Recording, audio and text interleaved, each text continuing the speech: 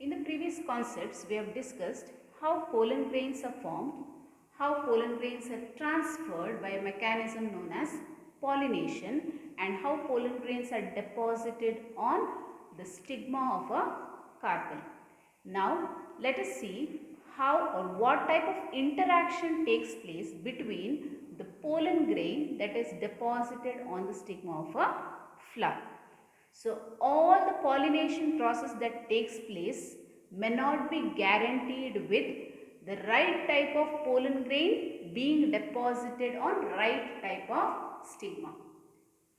Remember that all the pollination that takes place in flowering plants may not guarantee that a right type of pollen has fallen on right type of stigma. So, what do you mean by this statement? So, the statement indicates that the pollen grain, if the pollen grain is of right type or matching to the stigma, then only there will be pollen pistil interaction.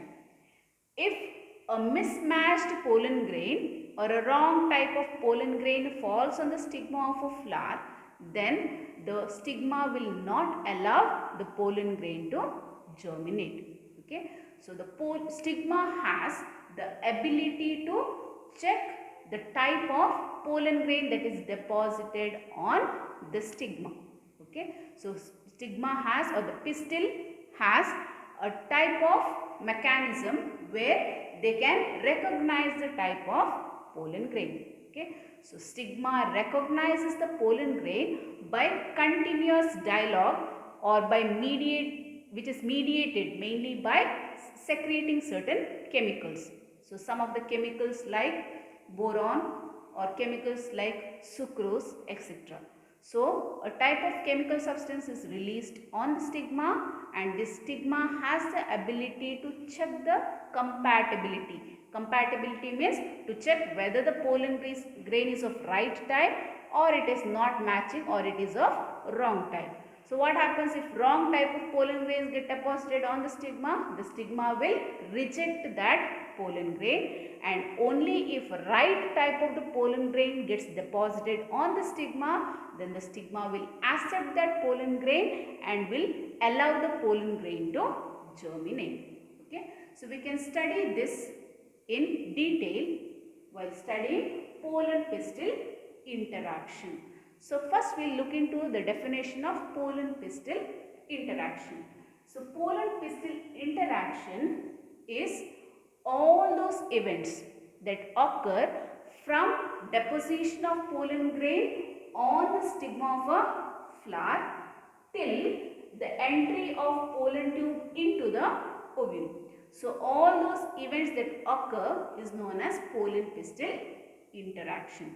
I repeat, pollen pistil interaction is the deposition of pollen grain, that is all those events that occur from deposition of pollen grain on the stigma till the entry of pollen tube into the ovule is known as pollen pistil interaction.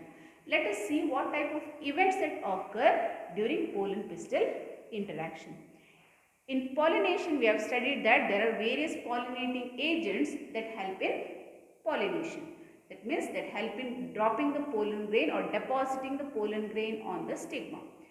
Suppose if a wrong type of pollen grain get deposited on the stigma, what does the stigma do? Stigma has the ability to recognize the pollen. If the pollen is not matching or if it is mismatching or if it is of wrong type, then the stigma will reject that pollen grain and will not allow the pollen to germinate. Suppose a right type of pollen, so it is known as compatible. Compatible pollen grain gets deposited on the stigma, then the stigma allows this pollen to germinate. Okay, so this is known as compatibility of pollen grain. Okay, so stigma can check the compatibility of the pollen grain, that whether it is of right type or wrong type. So once the stigma checks the compatibility of the pollen grain and the pollen grain is of right type or compatible, then the pollen grain stigma allows the pollen grain to germinate. So how do the pollen grain germinate? Just recall the structure of pollen grain. In the previous sessions we have studied about the structure of pollen grain. The pollen grain is circular in outline. It measures around 25 to 50 micrometers. It has got two wall layers, which are the exine as well as intine. The outer wall layer is known as exine, inner wall layer is known as intine. And within these two wall layers there are two cells. They are large vegetative cell as well as small spindle shaped cell known as generative cell. Okay. So in the exine wall layer, there are certain regions where there is no deposition of sporopollenin, and what do we call those regions where there is no deposition of pollen grain? They are called germ pores. Okay. So whenever pollen grains fall on the stigma of a flower, then the stigma checks the compatibility of the pollen grain. Stigma secretes certain chemical substances like sucrose or boron, and then the pollen grains can germinate by extending or protruding out the intine wall layer through the germ pores. Pollen grain protrudes out the intine wall layer through the germ pores, and then a pollen tube will be formed. So this is a pollen tube that is formed. So this pollen tube then grows in the tissues of stigma and also grows through the tissues of style and then enters the ovule. So this is the ovule that is found inside the ovary of a flower, and this pollen tube can grow until it enters the ovule. And you know that in the ovule there is a particular region or pore where there is no integument, and what do we call this pore as? Micropyle. So pollen tube enters through the micropyle of the ovule, and then once it enters through the micropyle of the ovule, you know that inside the ovule there is mature embryo sac. Mature embryo sac at its micropylar end has got two cells known as synergids. Those two synergids has got cellular thickenings known as filiform apparatus. And what is the function of filiform apparatus? To guide the pollen tube.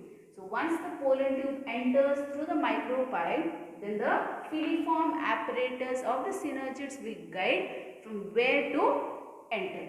So pollen tube enters through the synergids and then releases the male gametes. How many male gametes are carried by the pollen tube?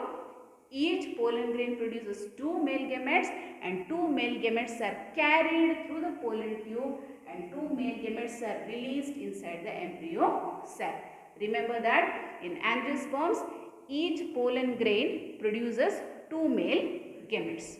Okay? And already we have discussed that sometimes the pollen grains will be released from the anther in two-celled stage, having a vegetative cell as well as generative cell, and in few of the angiosperms, that is 40% of the angiosperms, pollen grains will be released in three-celled stage. What are those three cells? One vegetative cell and two male gametes. So what type of cells lead to the formation of male gametes? The generative cells undergo mitotic division to form two male gametes. So remember that pollen grain, each pollen grain produces two male gametes, and those two male gametes are carried through the pollen tube and released into the embryo sac. What is embryo sac? Embryo sac is female gametophyte. And all these events that takes place from the deposition of pollen grain to the stigma and till the entry of pollen tube into the ovule for releasing the male gametes is known as pollen pistil interaction. Okay. After pollen pistil interaction takes place and the male gametes are released into the embryo sac, then fertilization process will take place.